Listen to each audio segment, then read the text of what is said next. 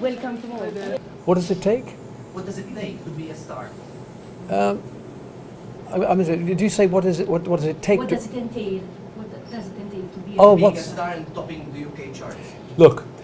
Anybody that makes records only makes records for one reason. They want to be number one. So when you reach number one, it's always a fantastic triumph. You have to think it's a wonderful triumph because there are so many artists. Of course, nowadays, our record industry is in not a very good condition. Changed a lot. You can be number one in England with a sale of maybe 30,000 copies in 1 week. If you sell 40,000 in 1 week, you're almost certainly number one. Yes. When the Shadows and I were making number ones, we were selling 100,000 copies a day. Yes. That's the difference. So when the press asked me, oh, wouldn't you like to be starting now? I go, no, because it's going to take a long time before that type of, the record industry to come back like that will take a little while. I think it will come back. Maybe it's when downloads become millions, then when people start to pay for the downloads also, that's another problem. Yes. I read in the New York Times last year that 80% of the downloads are not paid for.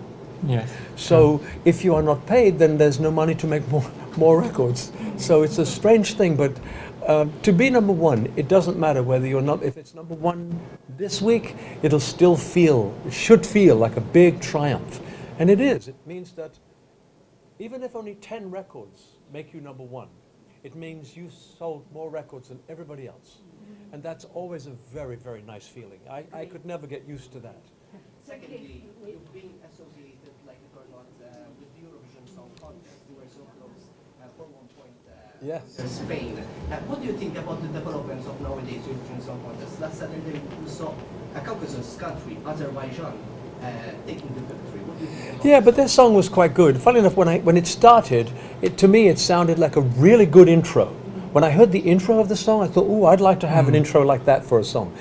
The song I thought was okay, and the second time I heard it, I thought maybe I understand why it won. Me, I like Blue. I thought Blue had a very good song, but there's no way to say how people can. I lost twice. I went to do Eurovision twice. You won twice. Well,